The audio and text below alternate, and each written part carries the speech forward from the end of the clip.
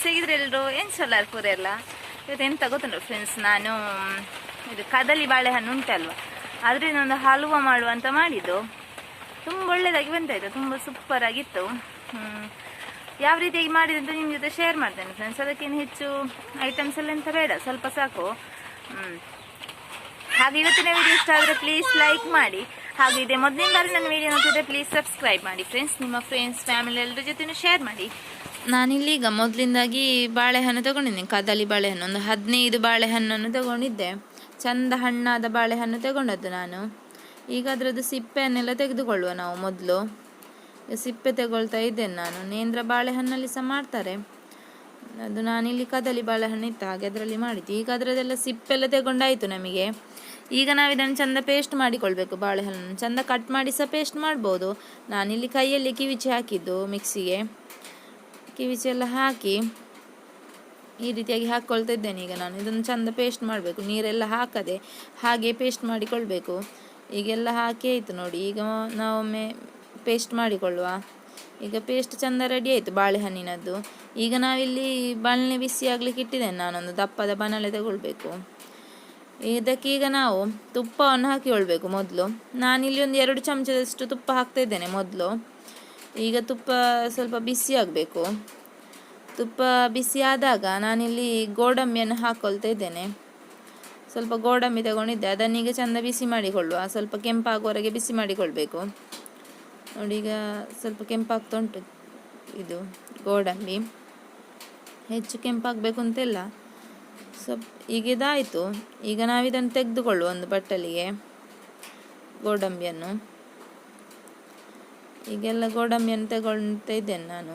ಈಗೆಲ್ಲ ತೆಗ್ದಾಯ್ತು. ಮತ್ತು ಈಗ ಅದೇ ಬಾಣಲೆಗೆ ನಾವಿಲ್ಲಿ ಬಾಳೆಹಣ್ಣನ್ನು ಪೇಸ್ಟ್ ಮಾಡಿ ಇಟ್ಟಿದ್ದೇವಲ್ವ, ಅದನ್ನು ಹಾಕಿಕೊಳ್ಳುವ. ನಾನು ಇದನ್ನು ಹಾಕಿಕೊಳ್ತಾ ಇದ್ದೇನೆ. ಈ ರೀತಿಯಾಗಿ ಉಂಟು. ಈಗೆಲ್ಲ ಹಾಕಿಕೊಂಡು ಮತ್ತೆ ಅದನ್ನು ಚಂದ ತಿರುಗಿಸಿಕೊಳ್ಬೇಕು ನಾವೀಗ. ಅಂದರೆ ಅದರದ್ದು ಬಾಳೆಹಣ್ಣಿನದೊಂದು ಹಸಿ ವಾಸನೆಲ್ಲ ಹೋಗಿ ತುಪ್ಪದಲ್ಲಿ ಚಂದ ಹುರಿಬೇಕದು. ಅಷ್ಟೊತ್ತಿಗೆ ನಾವು ಚಂದ ತಿರುಗಿಸಿಕೊಳ್ಳುವ. ತುಪ್ಪದಲ್ಲಿ ಚಂದ ಹುರಿದು ಅದರ ಹಸಿ ವಾಸನೆ ಎಲ್ಲ ಹೋಗುವವರೆಗೆ ಚಂದ ಹುರಿದುಕೊಳ್ಳುವ.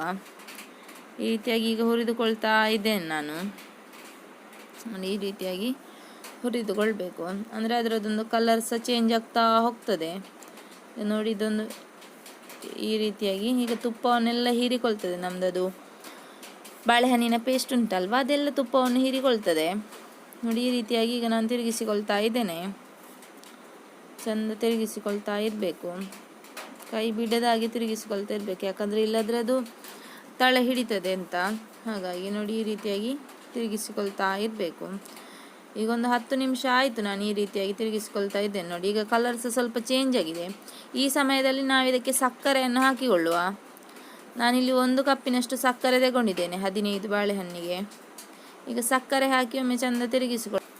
ಸಕ್ಕರೆ ಎಲ್ಲ ಬಾಳೆಹಣ್ಣಿನ ಪೇಸ್ಟ್ನ ಜೊತೆ ಚಂದ ಕರಗ್ತದೆ ಅದು ನೋಡಿ. ಈ ರೀತಿಯಾಗಿ ತಿರುಗಿಸಿಕೊಂಡ್ರೆ ಆಯಿತು. ಈಗ ಸಕ್ಕರೆ ಎಲ್ಲ ಚಂದ ಕರಗಿತು ನೋಡಿ. ಈ ರೀತಿಯಾಗಿ ಆಗ್ತದೆ ಅದು. ಸಕ್ಕರೆ ಎಲ್ಲ ಚಂದ ಕರಗಿಕೊಂಡಿತು.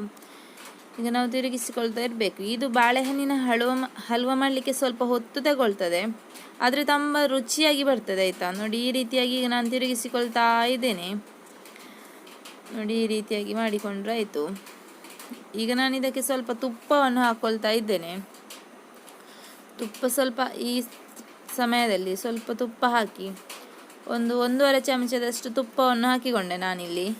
ಈಗ ತುಪ್ಪ ಹಾಕಿ ಮತ್ತೆ ತಿರುಗಿಸಿಕೊಳ್ತಾ ಇದ್ದೇನೆ. ತುಪ್ಪ ಚಂದ ಹೀರಿಕೊಳ್ತದೆ ಅದು.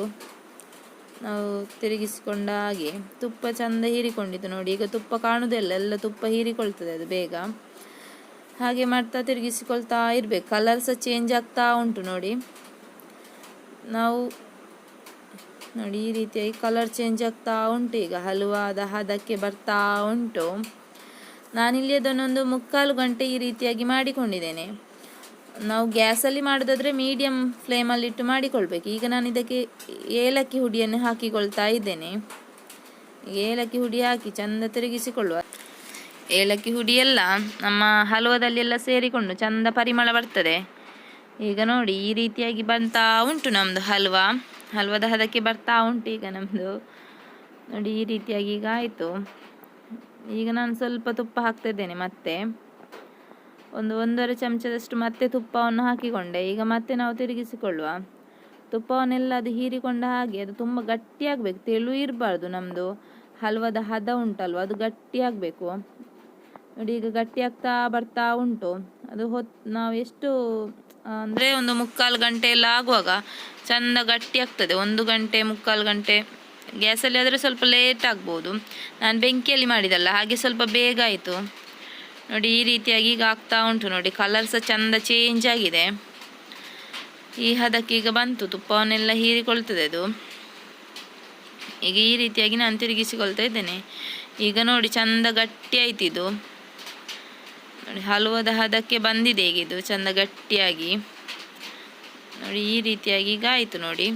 ತಿರುಗಿಸಿಕೊಳ್ತಾ ಇದ್ದೇನೆ, ಮತ್ತೆ ಸಹ ನಾನು ತಿರುಗಿಸಿಕೊಳ್ತಾನೆ ಇರಬೇಕು ನೋಡಿ. ನೋಡಿ ಈ ಹದಕ್ಕೆ ಬರಬೇಕೀಗ ನೋಡಿ.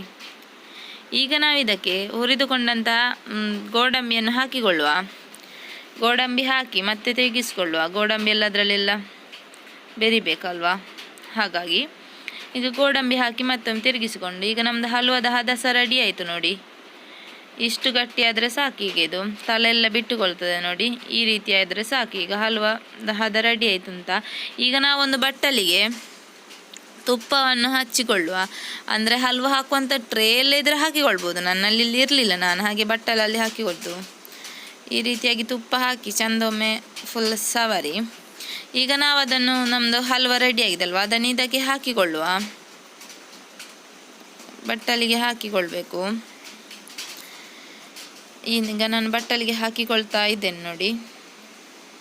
ಈ ರೀತಿಯಾಗಿ ಹಾಕಿಕೊಳ್ತಾ ಇದ್ದೇನೆ. ಈಗ ಬಟ್ಟಲಿಗೆ ಹಾಕಿ ಚೆಂದ ಸವರಿ ಇಟ್ಟುಕೊಳ್ಬೇಕು. ಇದನ್ನು ಬಿಸಿಯೇ ಕಟ್ ಮಾಡಲಿಕ್ಕೆ ಆಗೋದಿಲ್ಲ, ಚೆಂದ ತಣ್ಣಗಾದ್ಮೇಲೆ ಕಟ್ ಮಾಡಿಕೊಳ್ಬೇಕು. ಈಗ ನಾನು ತಣ್ಣಗಾಗಲಿಕ್ಕೆ ಬಿಡ್ತಾ ಇದ್ದೇನೆ. ಈಗ ಇದು ಚೆಂದ ತಣ್ಣಗಾಗಿದೆ ನೋಡಿ. ಈಗ ನಾನು ತೆಗಿತಾ ಇದ್ದೇನೆ ನೋಡಿ, ಎಷ್ಟು ಚೆಂದ ಬಂದಿದೆ ನೋಡಿ. ಈಗ ನಾವು ಇದನ್ನು ಕಟ್ ಮಾಡಿಕೊಳ್ಳುವ.